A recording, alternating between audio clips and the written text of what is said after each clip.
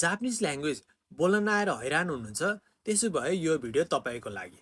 किन भन्दाखेरि आज म तपाईँलाई केही टिप्सहरू दिनेछु, जुन टिप्सहरू दिएर चाहिँ तपाईँ छोटै समयमा जापानिज ल्याङ्ग्वेज मजाले बोल्न सक्नुहुन्छ।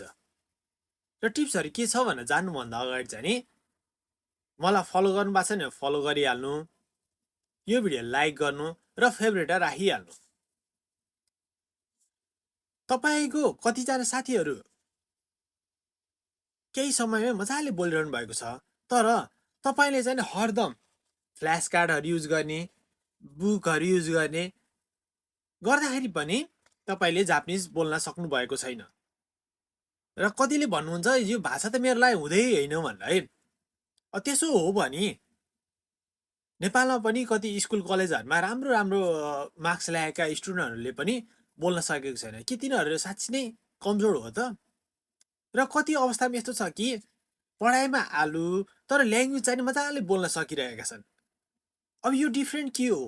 के साँच्चीकै दिमागकै समस्या हो त? होइन। तर आज म तपाईँलाई वास्तविक कुराहरू भन्नेछु, के कारणले तपाईँले ल्याङ्ग्वेज बोल्न नसक्नु भएको र अब के कुरा सुधार गर्दाखेरि चाहिँ तपाईँले मजाले छोटै समय बोल्न सक्नुहुन्छ है त। उदाहरणको लागि तपाईँले एउटा वर्ड सम्झिनु भयो, जापानिजमा मेगाने अर्थात् चस्मा। चस्मालाई सम्झिनु भएपछि तपाईँले कस्तो तरिकाले वर्ड सम्झिरहनु भएको छ? मेगाने मात्रै भनेर सम्झिरहनु भएको छ।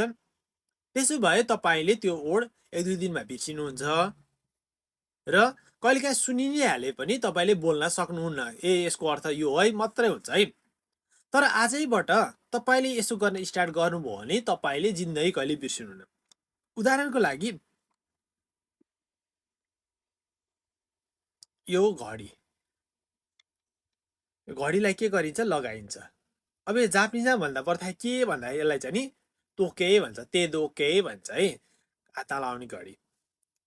अब यो हात लाउने घडी र यो चस्मा मेगाने, तेदोके तो मेगाने दुईटा छ है। अब सम्झिन ट्राई गर्नु है। तपाईँले आज दुईटा नयाँ वर्ड सिक्नुभयो। अब यसलाई कसरी सम्झिने र कसरी बोल्ने भन्नु है। उदाहरणको लागि तेदोके तो मेगाने र्योहो तोमो कुरो देसु। तेदोके तो मेगाने र्योहो तोमो ओस्यारे देसु भन्ने तरिकाले भन्न खोजेको के भन्दाखेरि कुनै पनि वर्डहरू पढ्नुभयो, सिक्नुभयो, त्यसलाई चाहिँ नि आफैले सेन्टेन्सहरू बनाउने प्रयास गर्नुहोस्। उदाहरणको लागि अर्को पनि छ है। यसलाई के भन्छ? किताब र जापानिजमा होन। अब यो किताबलाई तपाईँले कस्तो तरिकाले सेन्टेन्स बनाउन सक्नुहुन्छ? तपाईँले आफ्नो सेन्टेन्स चाहिँ सोचेर कमेन्ट पठाउनु है त। मैले चाहिँ उदाहरणको लागि यो बुक छ है, होन। कोनो होन वा आओ तो शिरोइरो माजातेइमासु है।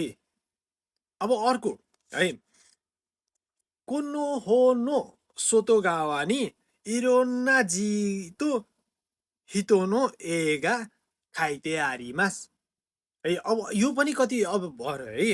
अरू के हुन्छ? कोनो होन नि इरोन्ना इप्पाइ खान्जीगा खाइते इमासु। यस्तो तरिकाले तपाईँले सेन्टेन्सहरू बनाउनु है। र तपाईँको सेन्टेन्स के बनाउनु भएको छ तपाईँले कमेन्ट गर्नु है। तपाईँलाई यो दिएको टिप्स भयो है। अब अर्को टिप्स के छ भन्दाखेरि तपाईँले जब वर्डहरू बोल्नुहुन्छ, सम्झिनुहुन्छ, अब सम्झिन सक्नु भएन भने पनि चिन्ता छैन है।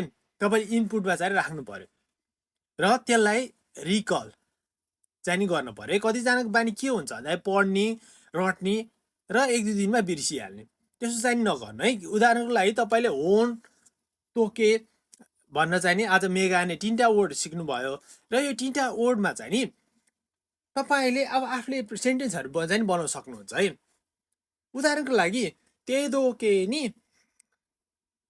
रोकुजिहान नात्तारा वतासी वा मेगाने हो खाके नागारा होनो योन्देमासु। त्यस्तो तरिकाले तपाईँले सेन्टेन्सहरू जब बनाउनुहुन्छ र आफ्नै मुखले स्वर निकालेर सेन्टेन्सहरू बनाउनुहुन्छ तब तपाईँलाई निहोङ्गो बोल्न खासै गाह्रो पनि लाग्दैन र छोटै समय पनि तपाईँको निहोङ्गो बोल्ने जिसिन पनि बिल्ड हुन्छ र साथसाथै तपाईँले छोटै समय पनि धेरै वर्ड मिनिङहरू कन्टेन्ट गर्न सक्नुहुन्छ र केही टाइममै जापानिजहरूसँग गएर घुलमिल हुन बोल्न चाहिँ नि केही गाह्रो पनि लाग्दैन किनकि तपाईँले जब आफ्नो जुन माउथ मसल्स टङ्स मसलहरू हुन्छ त्यसलाई चाहिँ तपाईँले मजाले रेन्च्यु गराइसक्नु भएको हुन्छ र अर्को टिप्स भने चाहिँ नि तपाईँले कुनै पनि वर्डहरू बोल्दाखेरि सेन्टेन्सहरू बनाउँदाखेरि चाहिँ नि तपाईँले आफ्नो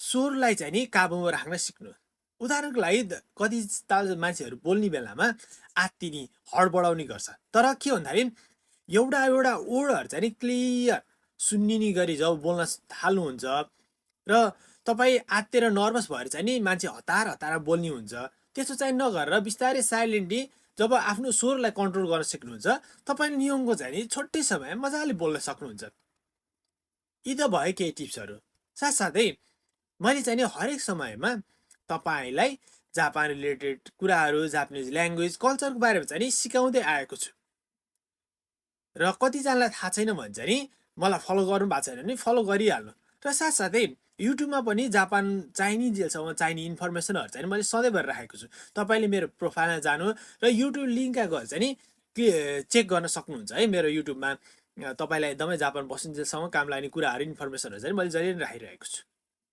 र सब्सक्राइब गर्नु भएको छैन सब्सक्राइब गर्नु आजको लागि यति नै जापान इन्फर्मेसन ल्याङ्ग्वेज कल्चरको लागि चाहिँ मलाई सधैँभरि फलो गर्नु भयो ल है त